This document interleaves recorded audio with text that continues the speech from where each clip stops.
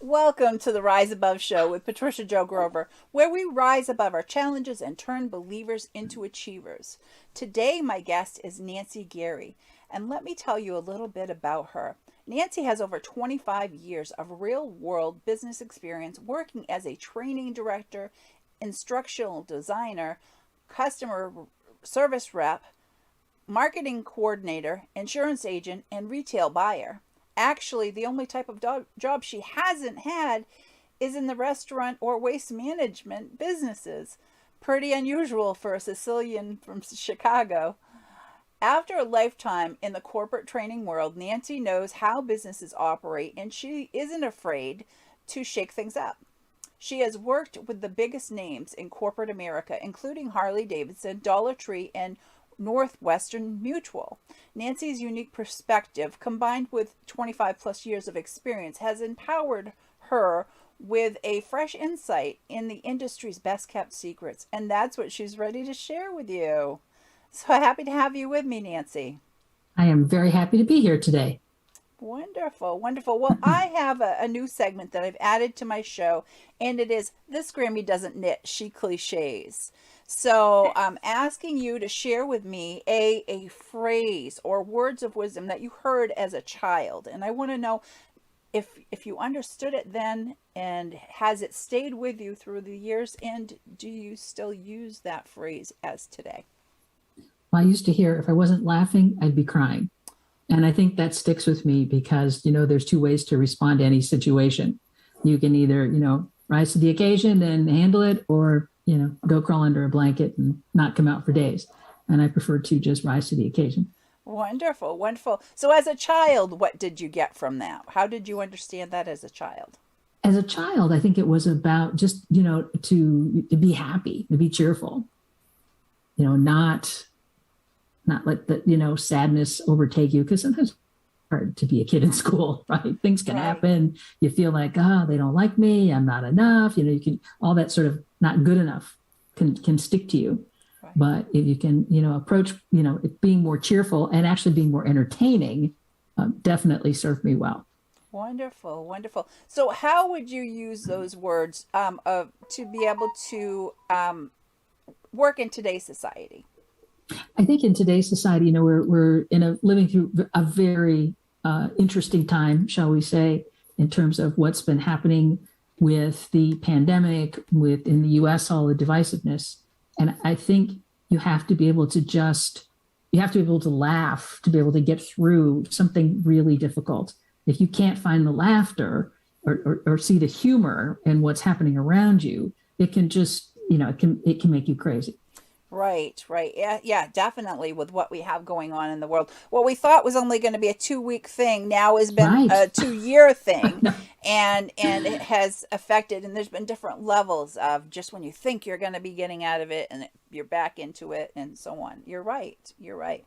Okay, well, wonderful. That really helps, because I'm doing this as a study with my show guests as I come on, because I use the information that I get from that for understanding and working more deeply with my clients. So let me go into asking you some more questions, Nancy. So what is the biggest challenge your clients have when it comes to creating online courses? Well, my clients fall into two groups. They either feel like, oh my gosh, I have so much content. How am I possibly going to curate this and organize it into a course? Or on the other continuum, I don't have enough information. I'm not sure what to talk about. Where do I begin? And they're both challenging in different ways. I think when you have a lot of content, important, you've got to be able to sift and sort through it to be able to say, what is the need to know information? What do I really want to make sure that I convey and put that into my training programs? And then what information is more nice to will offer another level, but not necessarily critical to move them forward. And that you can then put into other forms. It could be a blog post, it could be a series of articles, and turn it into a drip marketing campaign. You can use information a lot of different ways. But I think to get to what is the core message, I like to think of it as their single source of truth. What is it that they're trying to take people to? What is the transformation that they want to bring about? And to really be focused there. And then everything else kind of will fall into place underneath that if you're real clear on where you want to go. Fantastic. That's a wonderful description of that for everyone, Nancy. So, and let me go on to what type of style of course do you find is the most effective? Well, the content can drive the style as well as the timing. And the two main ways that people approach courses are either doing a live session like we are right now. We're on Zoom today, and so people can build a course and they can deliver it on Zoom, and that's really considered live online. Then the other option is to have it be an evergreen program, and that could be a series of videos. It could be adding some tests, adding some interactive exercises that they would do, and they work through it on their own pace. And those courses are typically loaded onto a platform. People go in, they pay for it, and then they consume it in their own time. So the factors that come into play in terms of which direction to go, first, I think to have evergreen content, you want to look at it and go, what are those questions that I'm asked all the time? What do I say over and over and over again in every client engagement? And it makes sense to have that be evergreen content because you can point people to that information. Then when they go to work with you as a coach, you can work with them at a deeper level because they've gone through independently to get some of the core principles and ideas that lay the foundation. Right. So live is good for, you can be in the moment. It's a great way, it is a more of a human connection when you're in the moment and you're talking to the camera. You can see the people in front of you. You feel like you're more part of a group. And that can be a great way to start because it's much easier to stand up a webinar. It's faster than to stand up an online course because you're live, you're in the moment. You need to have slides, you need to go up with some interactive exercises, but you can build that more quickly. And then you can look at it and say, well, now this can be the foundation. I can make the choice. Do I want to continue doing this live or does this have the potential to make great evergreen content? Right. And then there's the hybrid, right? Yes. And that has its own set of challenges because you've got to, if we're on Zoom, but let's say there's also people in a room. Well, where am I as the presenter? Am I on Zoom and am I playing to the crowd in Zoom? But then there's people in a room that I need to play to, or am I in the room with people live in front of me, but I have this Zoom audience to engage? What I think can be very effective there is to have a second person, concierge or a co-facilitator, and that person is going to, if you're live and you're in the room, you're going to be working the people in the room, and that second person is going to work the people on Zoom or whatever pick your platform. If you're on Zoom, then you're working the people in Zoom and you're relying on somebody that's in the live space to keep that group engaged. That's because you want to have both groups feel like they're getting a quality experience. Exactly. Right? Exactly. And wherever I think the instructor is, you're just naturally going to play to wherever you are. Hey, out there in TV land, what are you going to do? Right. So, yeah, and that's great points. I've actually done, with COVID, I've actually done more virtual events, of course, than physical events, right. But I have done a couple hybrids, and that's the thing. What crowd are you presenting to? And you don't want to leave anybody out because they're paying whatever they're paying for admission for something. Mm-hmm. You want to be able to provide as quality a content as exactly. as possible. Exactly. So those are all key points, Nancy. Very, very well, put to the point and explain to people. So that makes it wonderful. So let me move on and ask you another question. So how does somebody find a profitable topic? One of the best ways to find profitable, I like to balance analysis and action. So if you're looking to find a topic, you'll often hear people say, you need to build the whole thing out before you market it. The other side of it is sell it, see who bites, and then build it. You have to be very careful if you choose to sell it first, that you give yourself enough time to build out the course. What I like to do is have people actually do some customer research, talk to current clients and let them know, hey, I've got this idea for a course. and I'd love to get your feedback on what I plan to include, and just do some market testing. And it's beneficial in two ways. One, you're going to get a sense of, are the things that I think are really important to them? Or are there some ideas that they have that I didn't consider that I should build into this program? That's the first part of it. The second part is you're also pre-selling the new program. You're letting people know, hey, this is coming. You're gauging excitement. So you've already got a small group of people that you can bring into the group. That's the best way really to find out, is it going to be profitable, by tapping into doing some custom research and really getting at not only what do they need, but what do they want. Right, right. Now, and that makes all kinds of sense. I'm just thinking of a course that I'm currently creating, and just thinking of it because I need to have the people actually taking the time to do the work. And it's hard to do the work in focus in a setting that you're sharing with everyone else.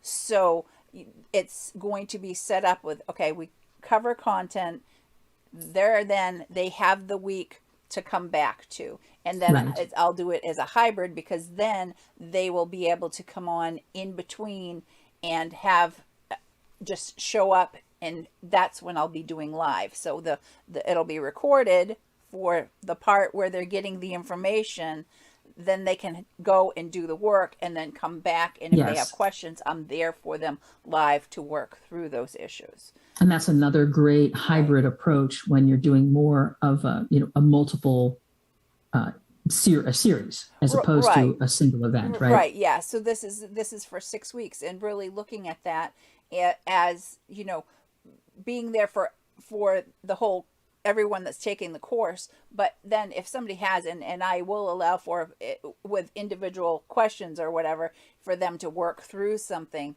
for contacting me in Messenger or whatever, to answer a simple question or whatever, because some people, they just don't absorb things the same way, Right. and Right. wanting to make sure that they have everything there. And people move at different rates. Exactly, exactly. So let me ask you, while we are here on this topic, Sure. what for the people that don't move at different rates, okay? If you set it up, and if I set it up the way that I told you, I want to set it up and do the recordings, and it's a 6-week course. So if they're faster at going through something, they can go through that content faster. Um, what do you find is the norm? I think people are always kind of pushed to a deadline because we're all very busy, and people will figure out, well, how do I work this into my schedule? One of the challenges is, they can consume it quickly, but they may need to go back through it after they have the opportunity to do the Q&A type of a session with you. They might go, I got to look at something again in a little different way. And it's also important to think about, is it sequential? Do they need to go through one part, complete the assignment, pause, get the next level of information, complete the assignment, and pause? Or, is it the kind of a program where people may be at different levels of understanding? So that one section they may be able to go through quickly. Let's say, for example, if you're going to talk about how to pick who's your target audience. Some people may have it really well defined and go, okay, I got this. They might review it and go, oh, I'm going to tweak it. Other people are going to be like, who do I want to talk to? Right. And so there's a bit more work involved there. So that's the other, where are they in terms of what they've completed? Right, and each individual could be coming in at different levels for each one of the segments or each one of the weeks of the course. Yeah, so that's what I'm looking at there for me, and I'm sure there's plenty of other people, the viewers and listeners, can relate to this, because people consume things, some people more rapidly and Yes. aggressively go at it, and what fits into their schedule. And I know I'm one of those, like, if I've got that done and I have more time for something, I want to go into, because I want to move forward towards getting closer to where I want to be, so. And it can be nice to have kind of, here's the main road. This is the main content. This is the required information. Think of it like in college, at your electives. You could look at it, here's the main path that you're going to go down, and you can have sort of bonus content throughout that people can choose. They can say, hey, I want that extra information, or I think I've got it. I think I'll stay on the main road and I'll come back to that. I'll take the side trip later. Yes, yes. And thank you for helping clarify this for people, Nancy. So we're going to take a moment for a quick break for a message from our sponsor, 133 Approved Funding, and we'll be right back. All right.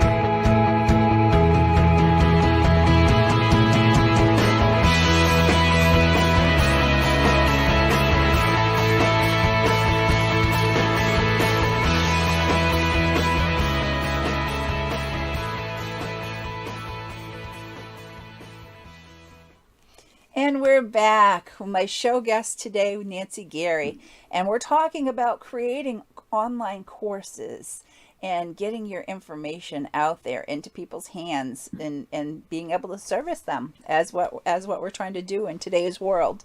So Nancy, how can I use training as part of my lead generation strategy? Okay. Well, here's the way to look at it is if you have particular expertise, perhaps you serve a specific niche market. So, for example, you could be a consultant and you're helping people set up e-commerce sites. You could create a whole series of courses around how to run an e-commerce business. That gives people a foundation. And you could set it up where if you know who your target is, if you've got people on your list, you could then send out the tip of the week. Here's tip number 1. The second week is tip number 2. So you can keep sending that information out in a drip campaign. And that's one great way to have a lead magnet. What can happen then is somebody's been thinking about running an e-commerce business or wants to improve their business. If you're there and you're feeding them this educational content, think of it as education-based marketing, when they're ready to make a move, they're going to think of you first. You're going to be that go-to source because you've shared what you know with no strings. So when people are ready to take action, they're going to want to work with you. Another part is, let's just say, and this is my own experience, when I was getting things rolling again after being in a corporate job for a while, I had a mailing list, but it was stale. I hadn't reached out to anybody for quite some time. My first email couldn't be, "Hey, I'm back. You want to hire me?" Right? That people would have been like, I thought you were dead. Okay, what's happening here? So what I did is I started out this campaign that I was doing with emails of sharing ideas. And of course, a lot of people unsubscribed because things change, right? I've changed, they've changed, and the list dropped off. But then what started to happen is I was sharing ideas, more ideas, more ideas. And then I was ready to invite people to a free webinar. So I had the emails that were educational. I did four or five. Then I invited them to the webinar. And then I was able to continue to nurture them. And then after the webinar, say I'm doing a 2-day retreat. So that it was a low barrier of entry to get into the retreat. And then from the retreat to be able to then move them into more of a VIP program.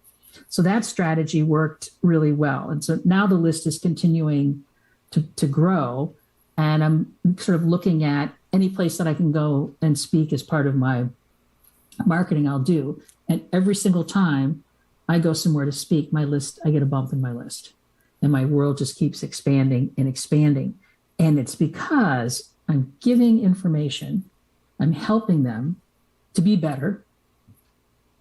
And the expectation when you're doing this initial reach out, it's low. It's no cost or low cost, which then gives the opportunity for them to get to know me, to like me, and trust me. And at that point, that's the sweet spot where then they move from being a customer to being a client. Exactly. And that's very well explained, the step by step by step. So, and let me ask you while we're in this segment of this, Sure. What do you find that one funnel system is more beneficial than another? because I myself, when I first got exposed to all this, I felt that some were more, I want to say, bro-centric, meaning it was very, very not nurturing, you know, and I'm a nurturing soul, and that's how I want to come across with what I'm doing, because it is all about serving, not selling and being pushy. And that's what I found was the funnels that I was first introduced to were very pushy, and Yes. you Well, know, they didn't tell anybody anything. There were no nuggets of information. And I think that's where some of the funnels fail, is that people come in and they know that there's going to be a pitch. There's some things I've even seen online where, my God, they go on for an hour and I got this big secret. Oh, you're going to lose 100 pounds or whatever it is, right? And you're listening and you're listening and you're watching, and they keep, I'm going to give it. And then at the end, it's like, and if you want the secret, right, give me your credit card. exactly, And that's where I think some of these have failed. And now we're in this place where people are really, okay, you're going to give to get. And that if you give, there's always, people get afraid of, oh my gosh, I can't tell them everything that I know. But part of it is, I think people get in and they try to do something on their own and they find it a bit more challenging than they thought. They realize, hey, I might need some more help and support. Or they may look at it and say, I've got this part over here. I got this down. But there's these other pieces I'm not quite sure what to do with. And if you've been, truly a generous spirit,